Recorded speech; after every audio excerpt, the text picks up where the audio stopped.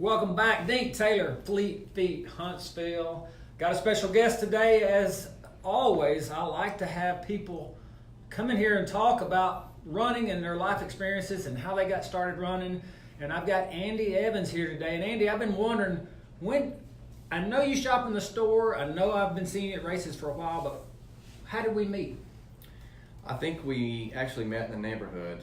I think I remember that. Yeah, I had seen you run by a bunch of times. You know, I wasn't really that involved in the running community, on a first name basis with many people, but I knew who you were just because of the store and, stuff like that. So I actually ran up beside you one morning, and that's the first time I ran with you for a little while. I had to pick the pace up way beyond my comfort zone. I don't believe that. But that's the first time I remember actually talking to you. Yeah, so we're neighbors actually. Yeah, we live probably a mile. And we didn't know that at the time, but so you were out running, and then gradually I started seeing you at the store, coming in here shopping. Right. And I also, this past Sunday, we were running the UAH 8K. You folks that ran UAH 8K, the weather was questionable going into that. I was loading up equipment and getting ready to go over to the race, and it was pouring down rain, thundering and lightning, and the wind was horrible.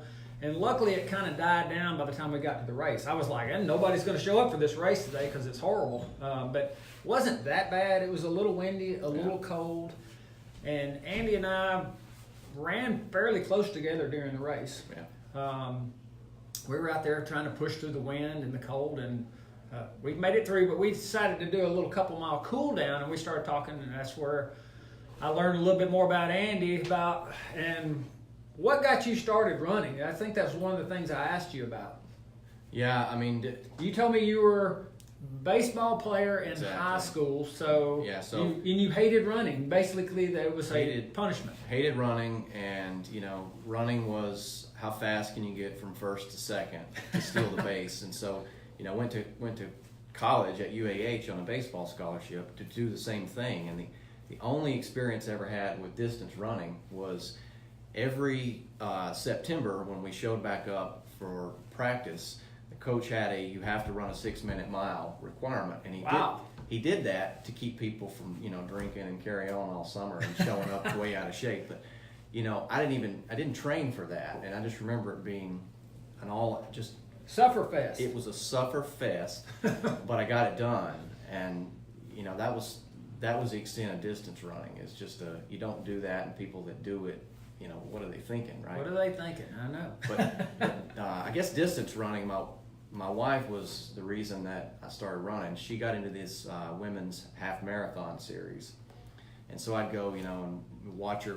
She didn't really train, but she could run a 2-hour half marathon. Pretty good. She's a pretty talented runner. But then I moved up to Boston for work in 2012, and in April of that year, I had a good friend who had a tailgate spot set up for Boston Marathon. That was back when they let you bring coolers, and it was a big party. Of course, I had no idea that it was even a big deal. And, he's like, oh, yeah, you got to come. It's the Boston Marathon. You got to come to Boston Marathon. And I'm going, okay, I'll come, tailgating. So went out there, and I thought it was like the best event. It was the best party I'd ever been to. And that day, what I know now is that day was a miserable day for runners. It was hot. It was 80. I was there.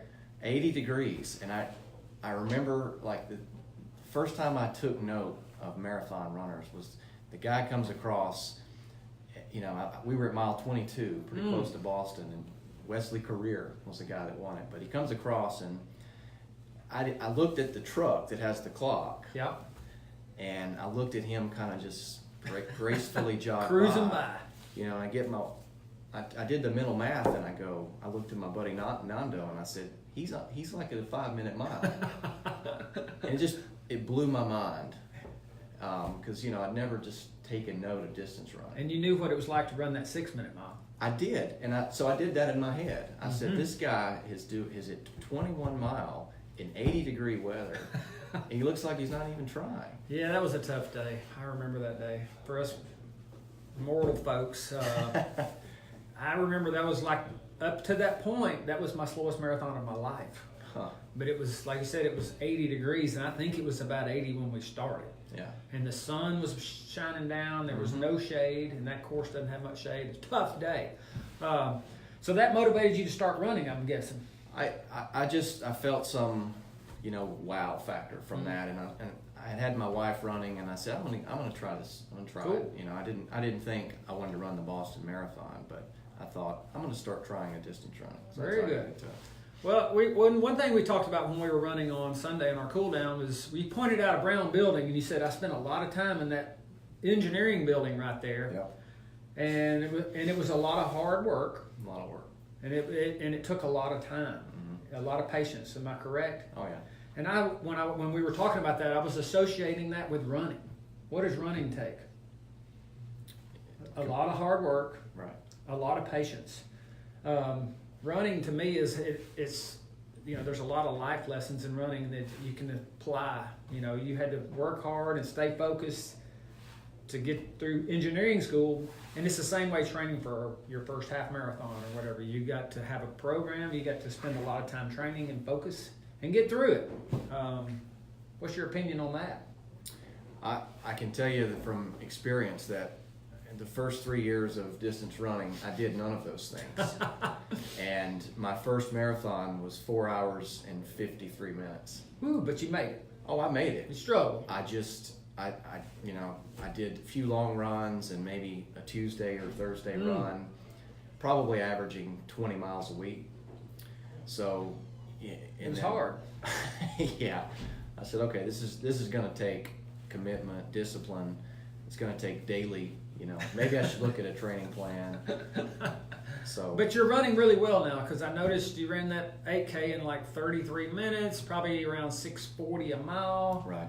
That's a much faster pace than your 5-hour marathon you were running way back then. So I've been watching you over the years, and you've been improving.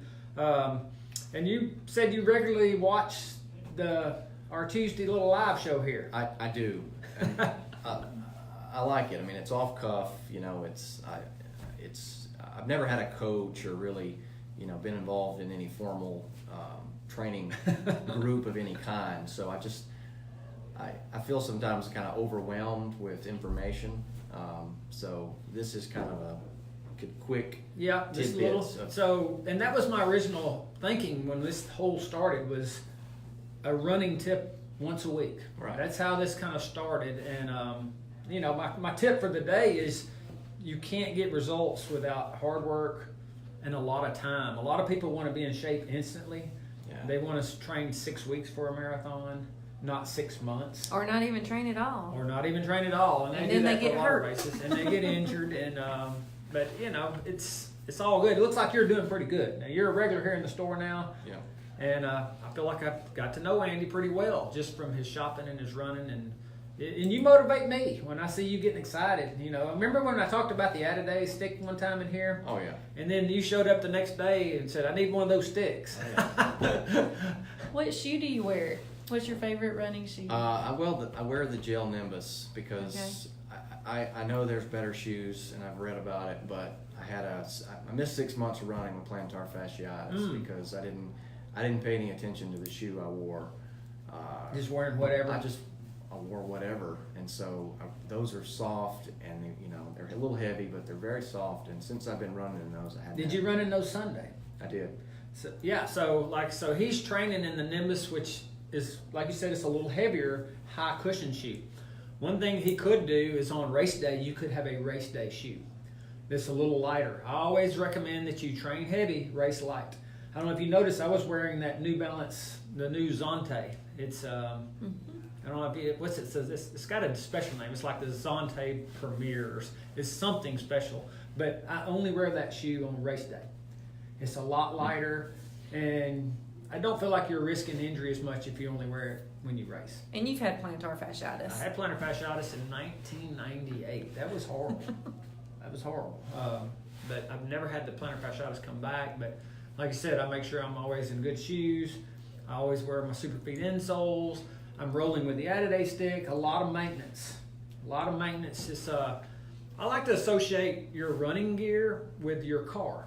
Do you keep your car serviced well? Do you keep the oil changed? Do you do I think it's better to spend money on your car with frequent maintenance, air filters and all that, and keep it running longer than it is to abuse those things. And your body's the same way. You can go out and run all you want and not stretch, not roll, not put too many miles on your shoes, and chances are you're going to break down. And just like your car might break down. So I would rather spend money up front and do the maintenance, whether it be my car or running, to keep us going longer. Does that make sense? Well, we can sit here and talk all day about running and tips, but that's why we do this, because I'll have some other tip next week that comes to me when I'm out running. What else is going on? I know we just... Delano, what's your longest distance? Delano is coming up this weekend. Are you familiar with that race? I'm familiar with it because you had a guest on your show who dominated it last year. Alicia. That would be Alicia. Yeah. You're correct. We actually went to Alicia's office. I'm only familiar with it because of that show.